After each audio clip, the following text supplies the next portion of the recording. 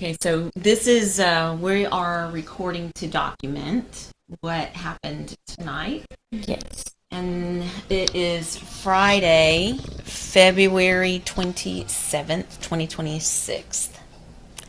And Becca had plans tonight, and I had plans tonight, but my neighbor ran me down in the field when I was taking Penny out and invited me to a deliverance tonight. And I was pleasant to him and thanked him and walked away. This was like a while ago, though. He invited you. He invited me at the beginning of the week, I think. Beginning of the week, yeah.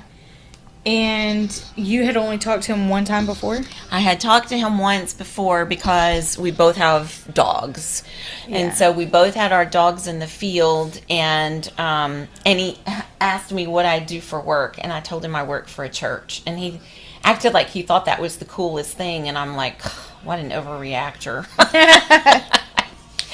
But he really was excited that I work for a church because he's very excited about the church he goes to. He is. Which is a great church, by the way. They are the New Beginnings. Yes. In Lake Worth. Yeah. It was very sweet people. It was a very sweet church. Very sweet people. We got great vibes from it. So his name is Jose, and he ran up to me and he said, "Oh, I'm so glad I saw you. I wanted to invite you to this." And he opened his phone, and it was an invitation to a deliverance.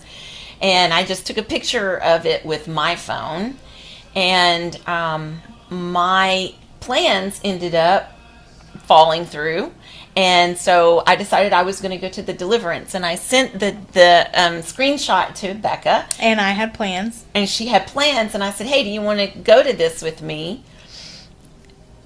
And I was like, "Well, I have plans, but who knows, maybe." Right. And so she ended up not doing her plans and going with me. So we I didn't do it to go here. It ended up falling through. And yeah, I was like, okay, well, I'm not doing that anymore. And here this was. And we weren't even sure it was going to take place because the deliverance pastor is from Canada.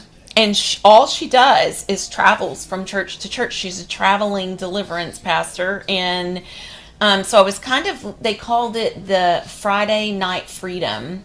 And I was looking for a website that was called that, and it wasn't anywhere. And I couldn't find anything about this deliverance thing that I had been told about. And there was a phone number on it, and I called the phone number.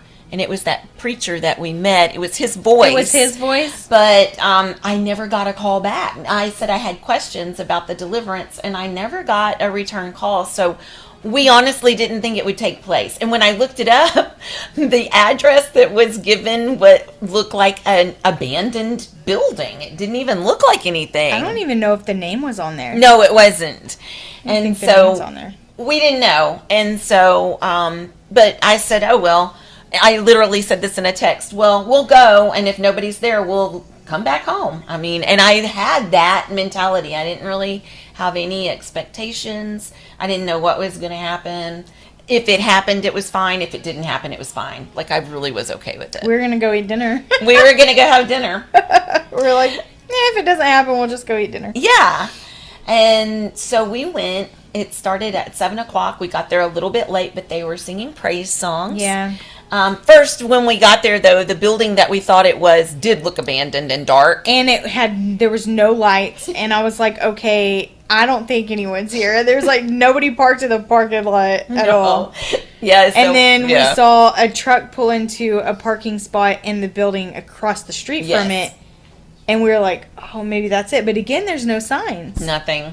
And so we just pulled in and decided we were going to go in and check it out. Just walk in. We didn't know what we were walking into. So we go in, and they were singing praise songs. And then the pastor was Angela Preston. And Who does the deliverance from Canada. Yes. Yeah. And she was pretty amazing. She was pretty cool. Yeah. She was definitely anointed. Absolutely anointed. For sure. Yes. For sure.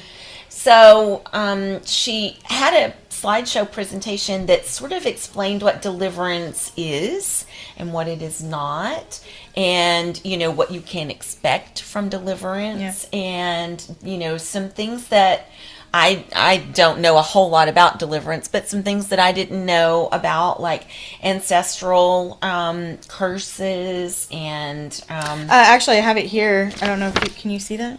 Can you hold it up to where they can see? So these are the gateways for the demonic, I don't know, what did you say? Demonic hold. Yes. On you, and there's certain ones that you can pray to release. These are the way that they come in. The evil spirits come in and possess you, and they have legal rights. They have legal rights.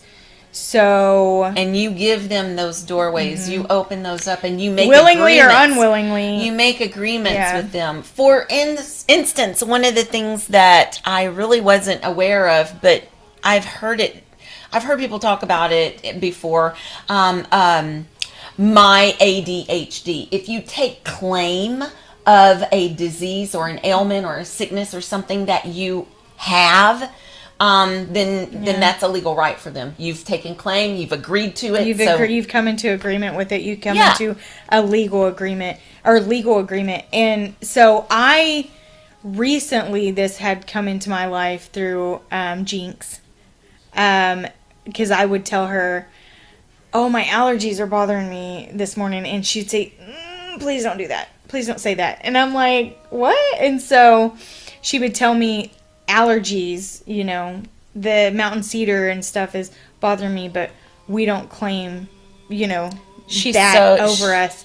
And so I started kind of looking at it different then, but tonight it showed a whole different Sure did. That was just one little step. It was a little step for the Lord to peekaboo. Yeah. So what she did first is she handed out these sheets to everybody, and it says Breaking Legal Rights Prayers. And so she went through these, and everybody in the room read them aloud together. And the first one was unforgiveness. And it's a prayer saying that our Lord forgives us, and so I choose to forgive others.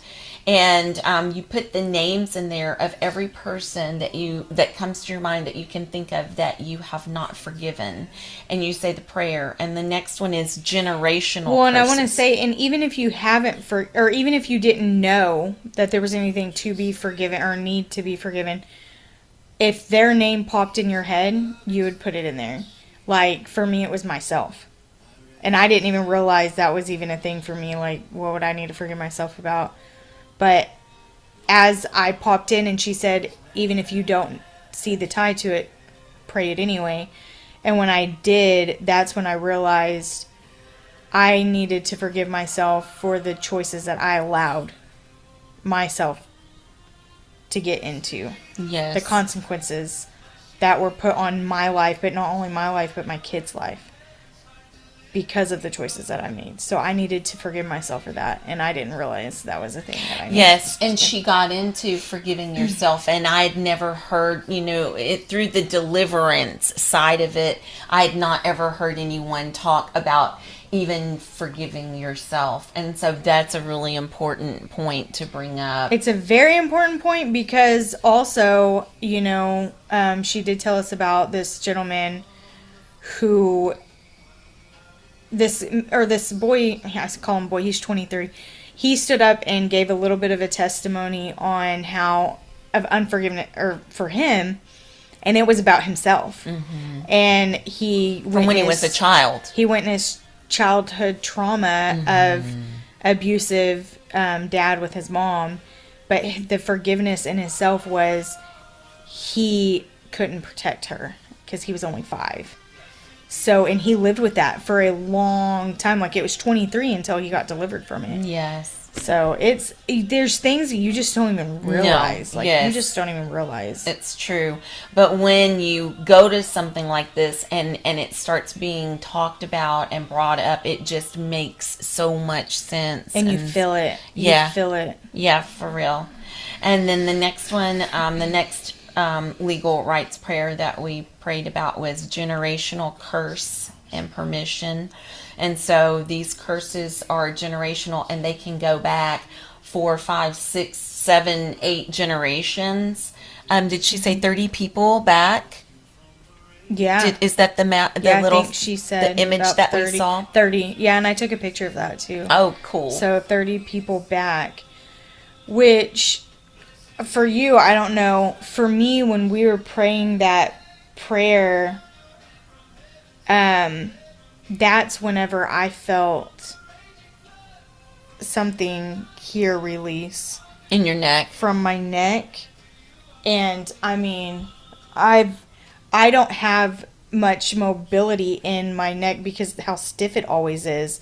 But I could actually turn all the way. And I know you felt me moving moving a lot. When it Because said I just kept, when I it was like, said oh my that your gosh. head doesn't spin around, I thought you were trying to spin. I was just surprised. I was like, I can move. Like, I always, and I don't know how to explain it, but other than like this just stick just stuck inside my neck all the time, and it hurts. Gone. That's incredible. Gone. And it just like that. And that was the generational curse. That was crazy. So she also said, which I did not know, is when we release the generational curse on us, it cuts the ties from here down. So it also would apply to our children or grandchildren if we had grandchildren. So that's a very important thing that I didn't know. I didn't know. She said it's like taking a string and just cutting it. Yes, cutting the cord. And the next legal rights prayer was the occult and satanic activities, and she and I both had that in our past. With that. Yeah. Soul ties. Real quick, what did you feel with the generational curse? Did you feel anything physically? I was feeling, that's when I started tasting something in my mouth, and I tasted it for a long time before I told you. Yeah. So I had a bad taste in my mouth, but it literally was, it tasted really bad in my mouth, and the palms of my hands got really hot. And so I turned my hands up, and it was like I could feel,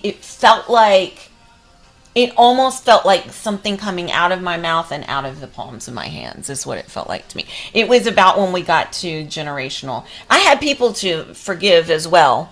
I mean, I listed, I think, 4 people. And most of those people I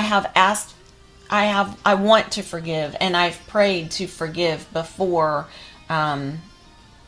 But for some reason, I think, well, maybe your generational curse might be hindering that a little bit of the unforgiveness in you. You know, could be.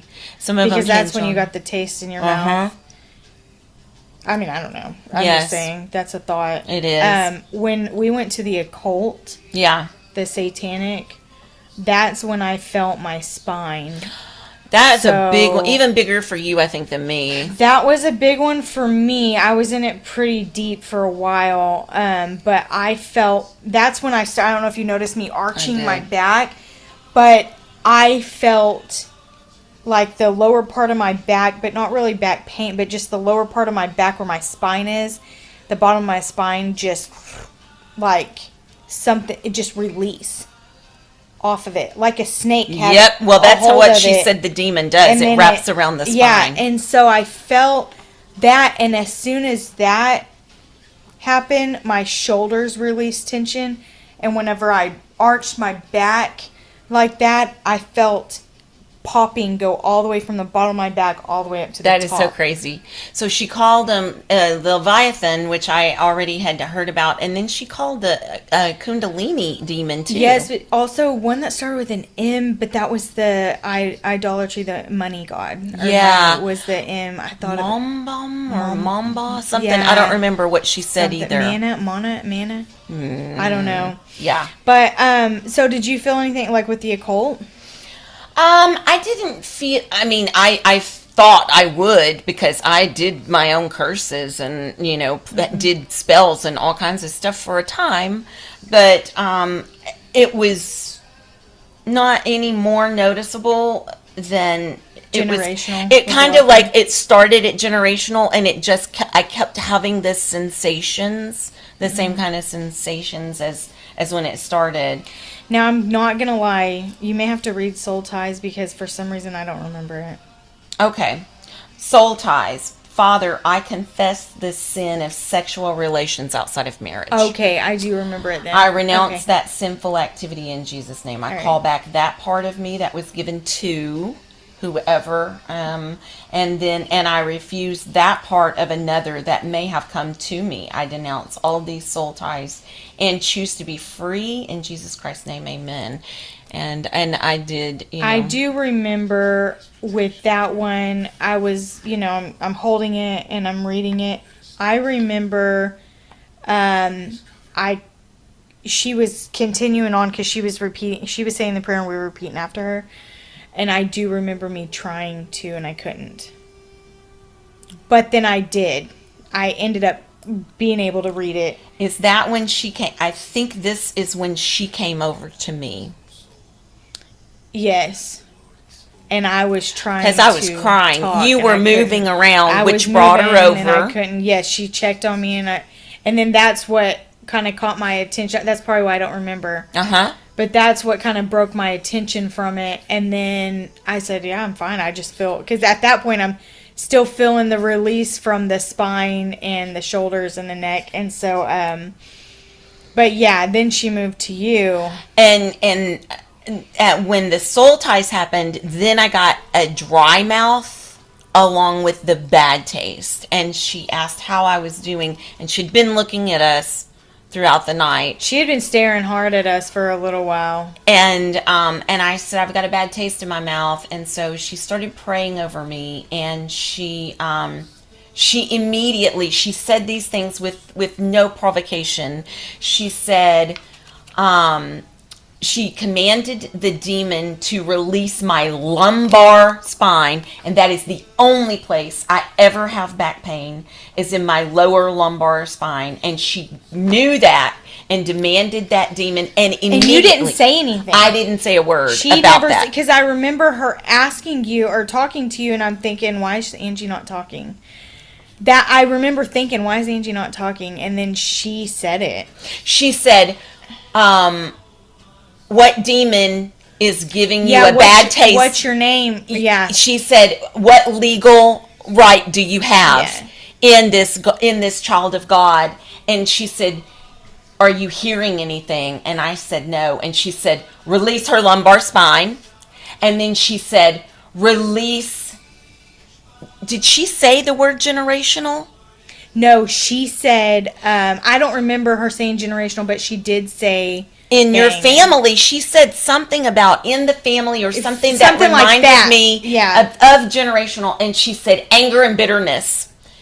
And that is definitely in my family. And I started to cry pretty hard when she said that. And then she leaned down and whispered, I'm going to go ahead and say everything. Do it. But she leaned down and whispered over my shoulder. She was between me and Becca, so Becca heard her. And she said, have you wanted revenge on someone?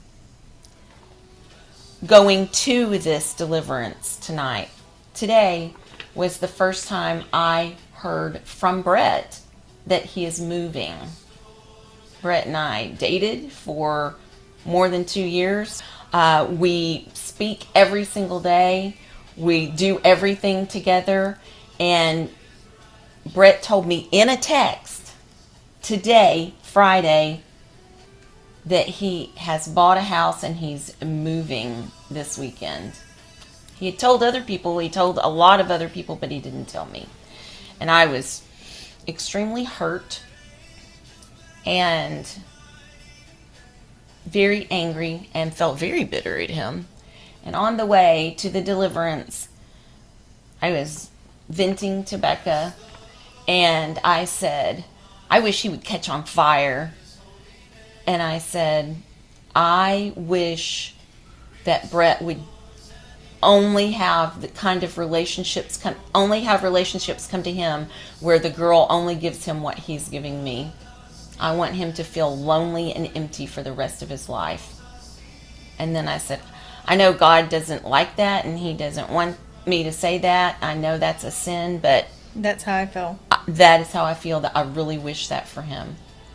So I wished a curse on him is what I did. You spoke the word, yeah. And it was revenge. I wanted revenge. And she totally called me out on it. That was creepy. And the way she, like, bent down and whispered it, though, I was like... It was crazy. And then she says that, and then, mind you, I'm not looking at Angie. I'm still like this. Angie's next to me, so I don't see... So when Angie wasn't speaking, but you were doing your head, I didn't know that, because I didn't see that. I just thought, why is she not answering her? But, so when she said that, I'm thinking... I was like, yeah. But still in my own thing, too. It was weird. So those were it was crazy to me how much she knew about me when I had not said a word in that whole thing, that whole night. She hadn't said a word. So that was through soul ties, and that was my, soul tie with Brett. Which is very weird now that I think about it. I just connected that. I don't even know why.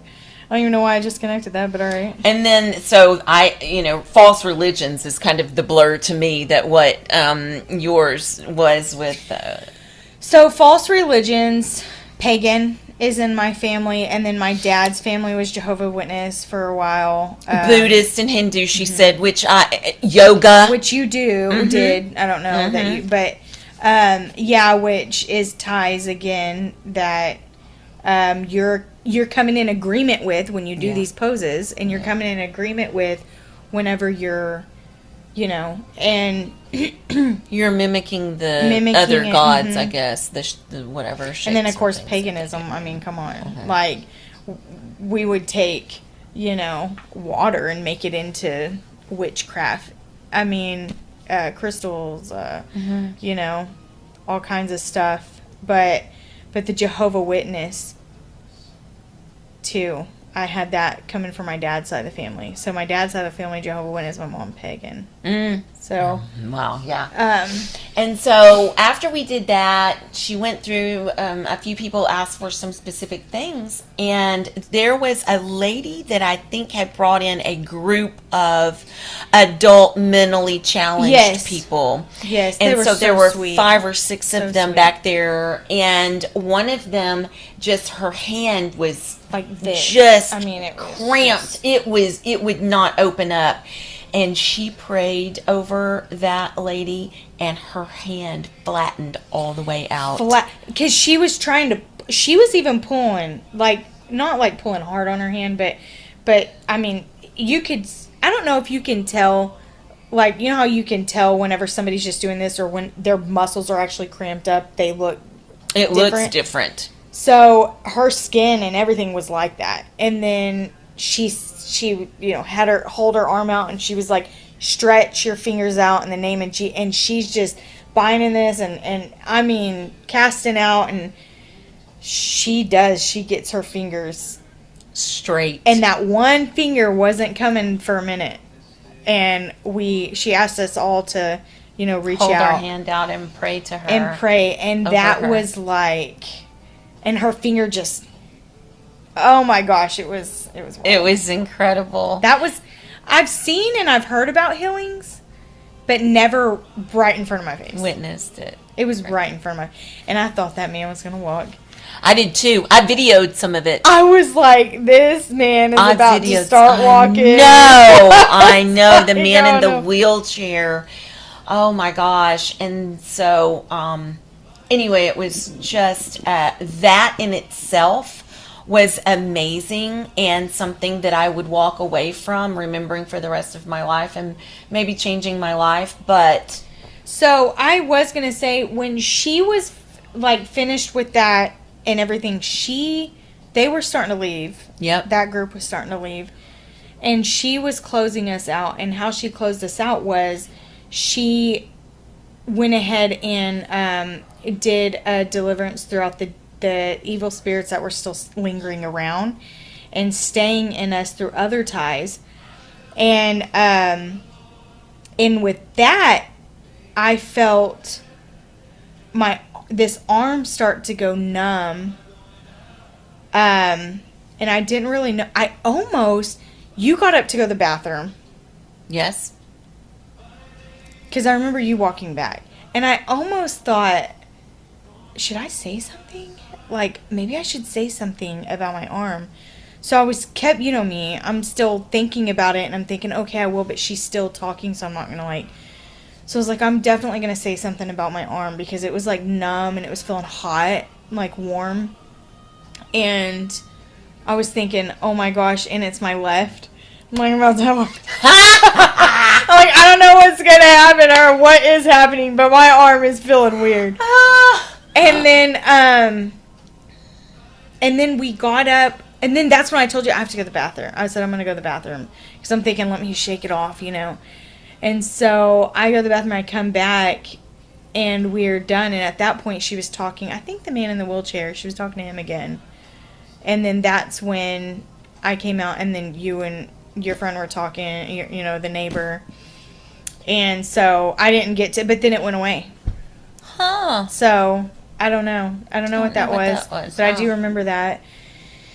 And then, so while you and then your neighbor, Jose, right? While you and Jose were talking, his preacher that's of that church came over, and we all, were introducing each other and all that. And then you continued to talk with Jose, and I don't know, was somebody else walking up there? I think the preacher's wife came up and introduced herself, and then that's when Angela came up. So a little before Angela came up, I don't know how it happened, but me and him ended up in one conversation, and y'all ended up veering into y'all's own. And then Angela walks up, and I can hear her. I'm listening to him, but I was kind of also focused in on you a little bit, but then I would go back to him. So before you get into what you and Angela were talking about, me and him, we were talking, and I told him, I'm the children's pastor, and I told him the prophetic word that I heard the Lord say to me whenever I realized I was going to do, start children's ministry, which is still wild to me. It's still wild to me. But was go and be a mother to my children, show them how much I love them, and teach them how to love me. It was teach them how to love me. And then it was, I need you to do this so that I can prepare you for what I have planned, what I have planned for you. So I focused in, I started zoning in, once I realized what was going on, and but anyway, so I'm telling him this, and he was like, wow. And so we're talking about that, and about kids, and being one of the most important pieces for them at this time in their life, and stuff, and things. And he asked me, he said, I see you have doubt on you. Do you have doubt? And I thought, I don't know. And he was like, do you have doubt that the Lord can't do certain things? And I'm like, well, now that you say it, I know that the Lord can heal, and I know that He's faithful and everything like that, but I always really thought of myself as that is not my area. I can't help people heal. I can't pray over them. I feel like my prayers over them for healing doesn't work. So I guess I did have doubt without realizing the doubt in itself. So when he brought that up to me, I thought, oh, wow, I do. Well, he declared healing, for me to be a healer, Which, again, that's how the Lord has always worked for me, because I was like, children's ministry? No. A teacher? Absolutely not. I'm in children's ministry. I'm a teacher. Had doubt in like being able to heal, and prophecy. Here I am getting it. And so, yes, so as we're talking about this, and he starts talking more about, the children and everything like that, while he's talking, the Lord tells me, you say you're not a prophet, because I sometimes will have like words, a prophetic word about somebody or over somebody. But in my head, I'm still, this is just a once in a lifetime thing. Even though it's happened multiple times, I'm still in my head doubting that. So I guess there's where the doubt also comes in. Yes. And so when I had the prophetic word over Angie and I told it to her, I'm like, I'm not a prophet or anything, but the Lord did give me this. And so. And let's go ahead again, don't say I'm not. Don't speak that. Right. So I was speaking that over me. I'm not a healer. I'm not a prophet. And I don't know that I had documented also that you did have the prophetic word about me. And it was when we were going to Mercy Culture. When we went to the prophecy. Yeah. We went to the prophecy there, and she whips out her phone and she just starts, was it your phone? It was your phone, right? It was my phone. And she's clicking, and I'm thinking, how rude. What is she doing over there on her phone? And she was taking notes because she was getting a download or words or something. I got a download for Randy. Big time, yes. For you. Yes. And so when we were leaving, she pulled out her phone. She goes, I don't even know what I was writing. Let me read it. And she starts reading it.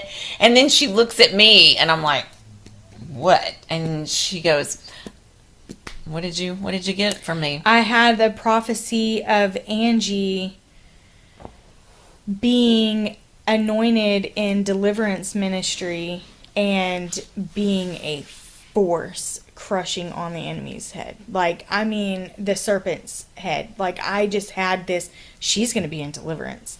And I told her this. And I rolled my eyes and I was like, she's like, okay. And on top of that, like, after I told, this might be even before the kids went back to school in August. I think it was Summer? Almost a year ago. It was close, maybe 9 months or so. Yeah. So this had been a little bit. And what's a little funny about that is after I had told her that, she's like, okay, whatever. Well, then stuff started popping up on her stuff for deliverance. Like, stuff that she would start researching that's not even that subject. And would start popping and 2 or 3 people came on my podcast and brought up the subject of deliverance. Exactly. And so it just started creeping up into her, peripheral. I blame Becca. Of deliverance. And so, and I'm not going to name names, but I was having a conversation over the phone with somebody, and it wasn't even about Angie, but she got brought up, and this person is very, hears from the Lord very strongly. Does. Yes. And so I had kind of mentioned, I have had a prophetic word over Angie about deliverance, and before I could say anything else, she said, oh, absolutely. She said she sees a force of that ministry behind her, and her being a force that the enemy will run from. And so that was kind of confirmation. And I let Angie know about that. I'm like, hey, like, even this person, and she knows this person. And so, yeah, that was a lot in itself. Yeah. So then, after I'm starting to understand prophecy and doubting through the conversation I'm having, Angie is I was with talking Angela. to Jose. Jose came up and he hugged me and thanked me for coming.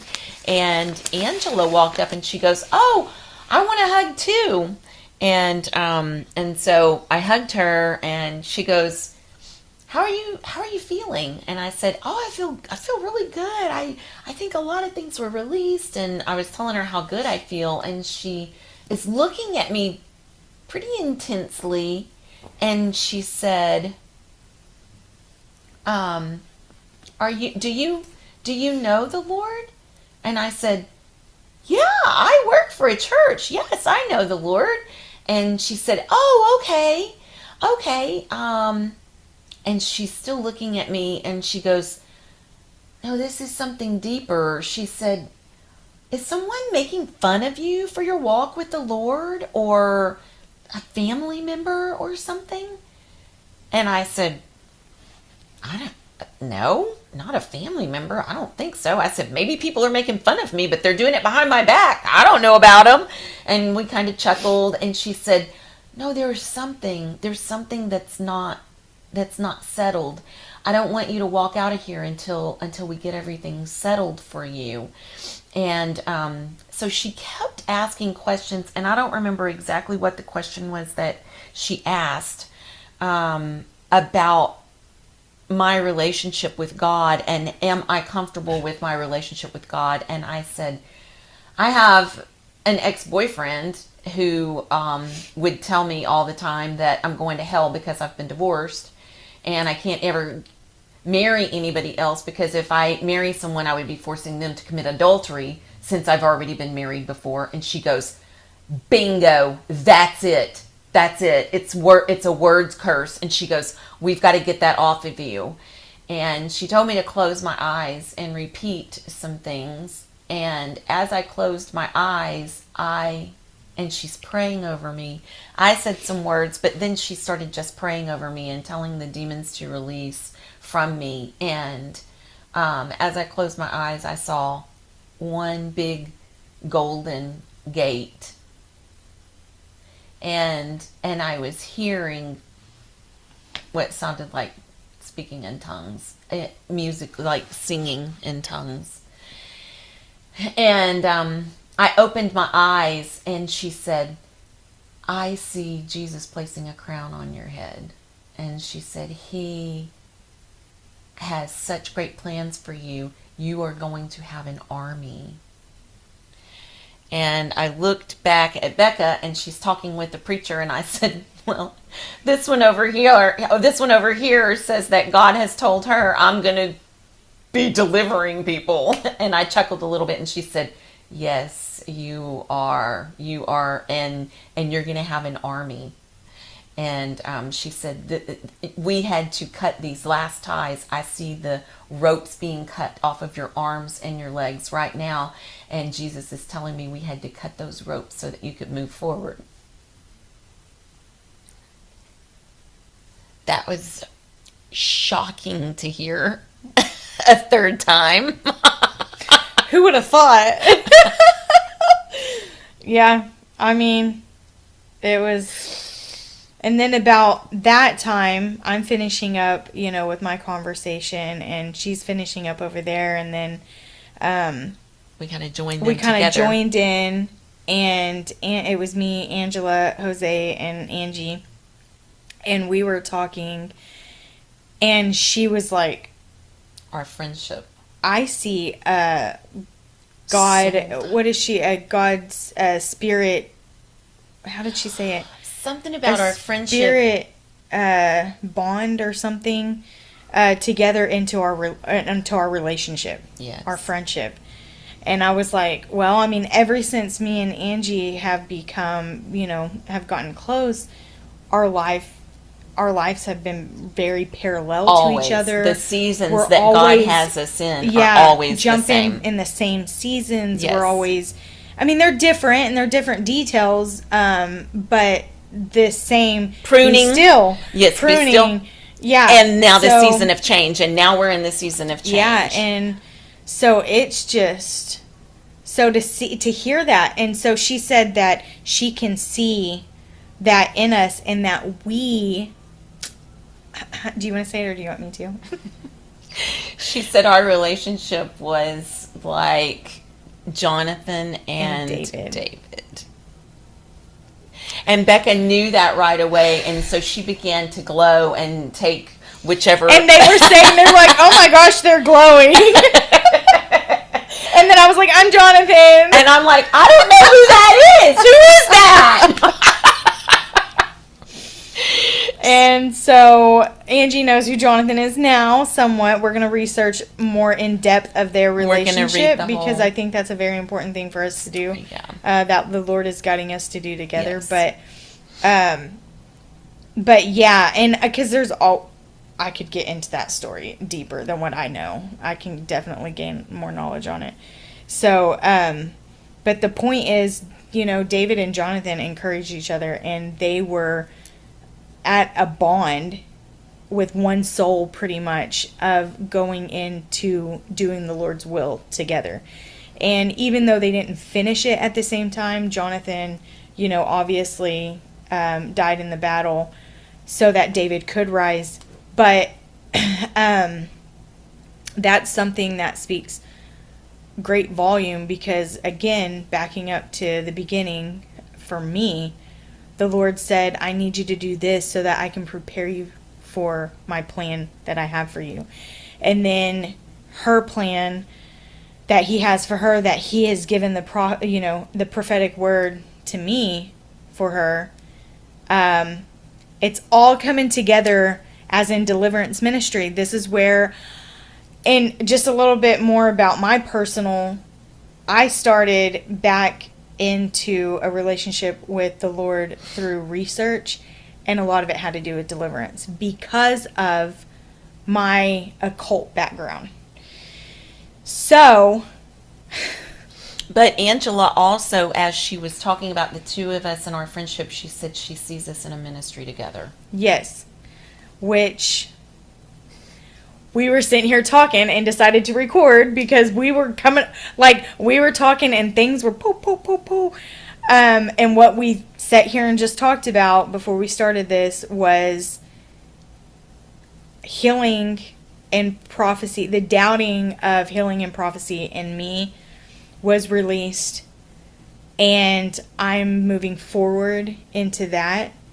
And hers doubt of deliverance and a lack of understanding, of deliverance has been released. So now she's seeing more clearly about the path of deliverance. With that comes the path that the Lord has for me, which I believe is teaching, healing, and prophecy. And then we didn't even get to where we went and ate. Afterwards, we were starving. We were there so for like hungry. 3.5 hours. We got out like 10:30. But first, when we walked out, it was beautiful. The sky was gorgeous. The weather, the feel on my skin and my face, and when I looked up, the beautiful sky and the clouds were just moving, and the moon was so bright, and I was just like, wow. I said, Angie, I didn't see any stars. No, I didn't either. But I said, Angie, too many clouds. Look at this. Look how beautiful that is. And it was like, I really felt like, and no pun intended, but I really felt like I was sitting in a snow globe.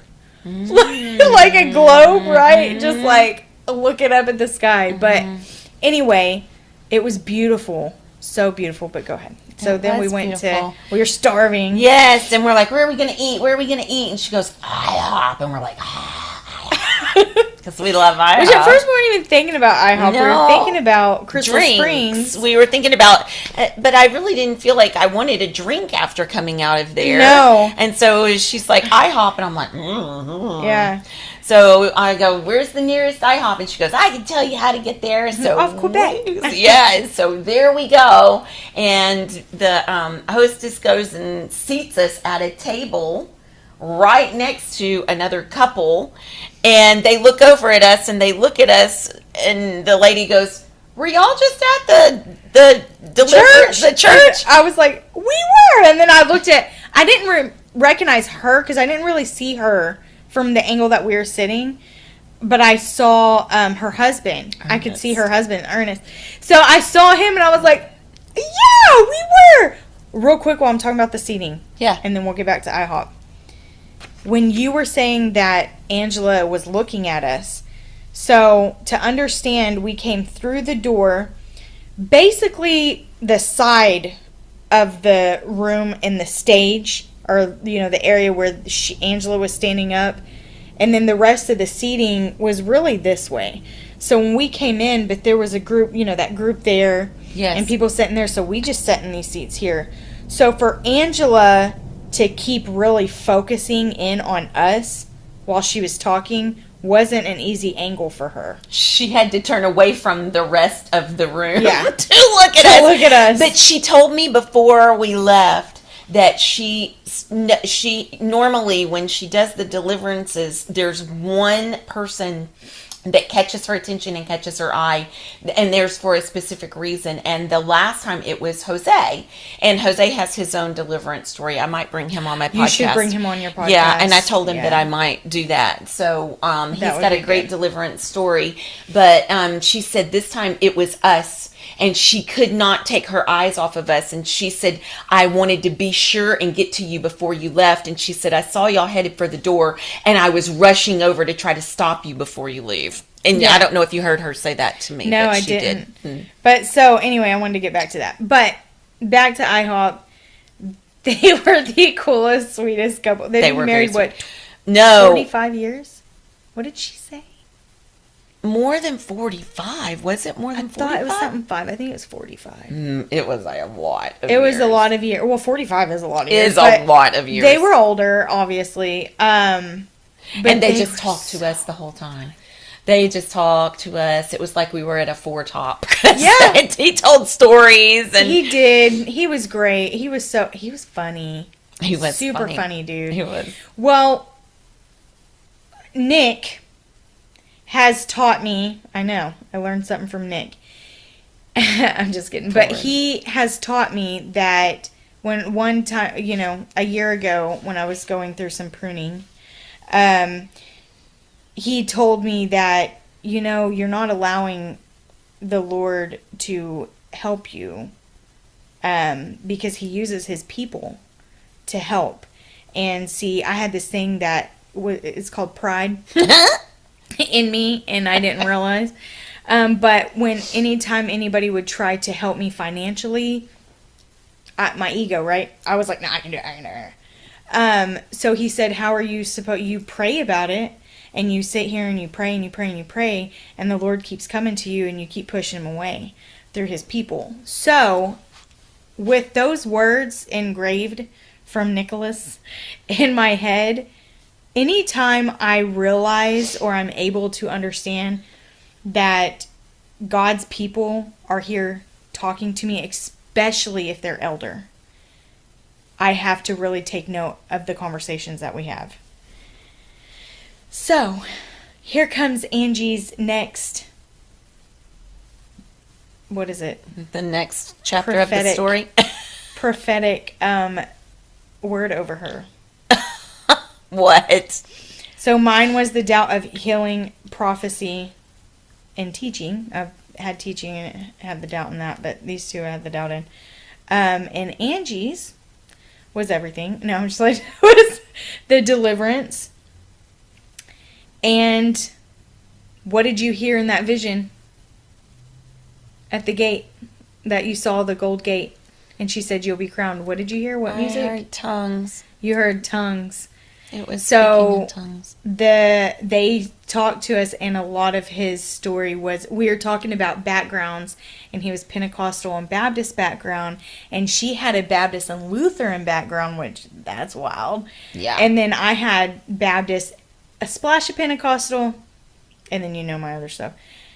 And so I'm just intrigued with this story, and he's talking about his mom speaking in tongues, and how when she was in labor with their first child, how his mom would grab her belly and start speaking in tongues, and the nurses would be like, oh, and get scared and leave. He was talking about growing up, how it scared him, how he would stay in his room when he heard his mom, talk, and then he began to pray, to speak in tongues, and he began to speak, and so I'm listening to this, and once they left, I looked at Angie and I said, that was a very interesting conversation. Even though it was great, we were joyful, we were in it, we were joking and having fun. There was a message out of there. And the message that I got was tongues and speaking in tongues. And I looked at her. Which I hate it when she does that. And I said, what was your vision just now, just in there in the church? And so I think that I think that speaking in tongues is, the gift of tongues is going to be anointed on you. For sure. It kind of freaks me out. It kind of freaks me out a little bit. When I heard it, because... Which is important for deliverance ministry. Do you remember that one time that you and I went to the prayer service and Wade was praying over us and he said, if you feel tongues, we prayed over tongues at the same time. If you hear it, go ahead and say it. And I heard it in my head and I heard him saying that and I was like, I am not saying that. I'm not saying that stuff out loud. I'm not doing that out loud. You hear that, Pastor? She said no. Because obedience is not my strong point. We know. So, see, and that's another parallel moment in our life. That the first time I was ever put hands on to speak tongue was with you, with the same pastor. Crazy. But, yeah, that's wild. I've spoken in tongues once. I don't even know.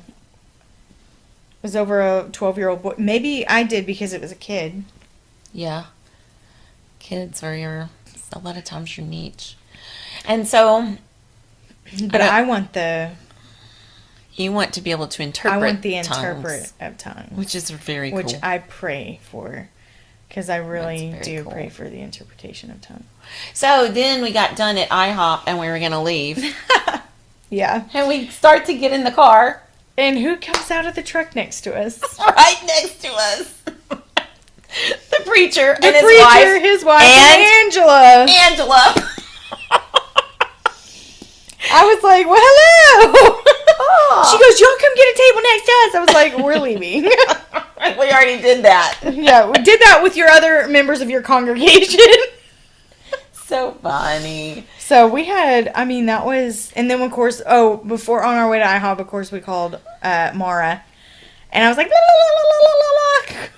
We didn't even get to tell her half of this stuff because as we were talking about it, just more stuff we keep remembering. Yeah. It's like we were hypnotized and then we... And I didn't even need coffee. I really thought I was going to get coffee at IHOP. When do I go to IHOP and not get coffee? And I didn't need it. I was... Yeah. I was so wired. I was like, I cannot drink coffee right now. Well, you wouldn't believe it's like midnight now. And we're wide awake. No, it's 1:23. I could go to sleep if I physically right out. But we are pretty amped up right now. Yeah, whenever the Lord's like, hey, this is what we're doing, and we've confirmed it, now let's get started, you're like... And the only way, like you were saying, I can't tell anybody about this night until I process through it myself. And as we were just trying to process and trying to, Mara said be sure and write everything down. And I agree. I wanted to commemorate every moment. And so we started and just more things kept coming up and coming up and coming up. And we were put all the pieces of the puzzle. It was like, and I go, I can't write all this down. We're going to have to. Yeah, there's no way we could write all that We're down. going to have to talk about it and record it. And then make our own notes. Yeah. Because there's no way. It's too much. I might put this on my podcast, though. It's been pretty good. Has it? What do I even look like? You're cut out. Oh, good. Am I? No. Oh, your nose. Oh, so my nose was rubbed raw from blowing my nose and stuff. And I don't know if y'all guys... know this, but what was it, my 35th birthday or something, I was young, blessed with shingles. Oof. Who has shingles at 30-something years old? Anyway, so I could feel my nose getting raw, and I already know that irritates the surface, which causes that virus to pop up. And so I noticed the redness coming in, so I started taking my medicine, but... my nose was so inflamed and it was so tight and it hurt so bad when we walked out of there. And then I could see like it looked Little like dots. Yeah. Or little, not bubbles, but like just little, like, not like, what's it called? Not blisters, but, just bumps. Yeah. Like that's going to form into that. Yes. Look, no. She walked out and I was like, man, my nose feels good. I mean, it's still a little sore and stuff, but she's like, oh my gosh. And she's moving her nose around, and I take my phone out and I'm shining it up her nose and stuff. And I'm like, it's not red. I don't see any more bumps on it. So it was crazy. That was crazy. And I was like, oh my gosh, it does. Because you can feel the inflammation in it. She did deliverance over inflammation. She did. That's why your knees feel so good. That just hit me. Your knees, you said, weren't my hurting knees at all. weren't hurting. My legs weren't hurting. After that release from my spine. Oh yeah, I felt my legs felt good. My body in general felt good. When we got home, I dropped some stuff off at the house. Walked up the stairs, had no issues. My knees bend right now like this, doesn't hurt. Which my knee would be hurting really bad in this position if it wasn't, but it's not. So, yeah. Wow. So, what a night. What? See, like this, we just remember stuff and we're like... Yeah, it is. And so, I got a text from somebody who knew that I was going to go tonight, and he said, so how was it? And he asked like 8 o'clock. And we were barely getting started. And so at like 10:30, I was like just leaving. And he goes, well, was it worth it? Or did you get anything out of it? I don't remember how he worded it. And I said, my life was changed tonight. And I do feel like our lives have tonight was the change of our lives. I think our lives changed tonight. Absolutely, it did. And Angela wants us to go on her website and request a personal deliverance, and she wants to deliver us together. Yes, she does. That's fun. That's going to be really fun. Yeah. I'm excited about that. And she's from Canada.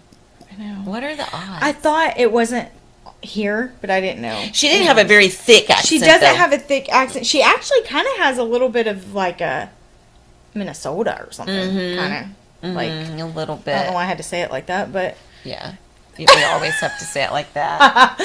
But it kind of sounded a little like Minnesota, but because I knew some people from Minnesota, and sometimes when she would talk, the end of her words. So I guess that's the gist of what we need to remember. Yeah. I think that's it. Mara, you'd be proud. Mara might get to see this. She should. She should get to see it. Because she didn't get the whole story. We'll get some potato chips for Jasmine and they can sit and watch it. Yeah. What was it that I said later and you said, oh, I wish you'd said that to Mara. I don't remember what part that was, but maybe if I included it, I don't remember if I did or not. I know. So much has happened. So much has happened. And we're going to drink lattes in the morning from somebody's kitchen window. Oh. And I'm excited about that. That's fun. Not somebody. Juliana. Love you, girl. Shout out. Shout out. What? Okay. Bet you didn't know we were going to do that. Okay, so I guess that wraps it up for what we went through tonight. It was a lot. February 27th. Now and it's if we February think 28th. of more stuff. Yeah, we can add to it. Yeah. Now it's February 28th. There might be a part 2. Because we might come into some more. Might be a lot of parts. Some more stuff after prayer. And I just came off of a fast. Maybe I need to do another one. Who knows? I know. Me too. So, we've already been on a spiritual journey, but I think we just turned a curve in it. Yeah. The Lord is working. He always is. But it's not a season where we're trying to figure it out in a way. Like, it's more of a season of answers. So, this is fun. This is, like Mara says, little kisses from God. Big it's smooches so tonight. Big smoochy. Smoochy For moochies. real. I love it. I love that because he really is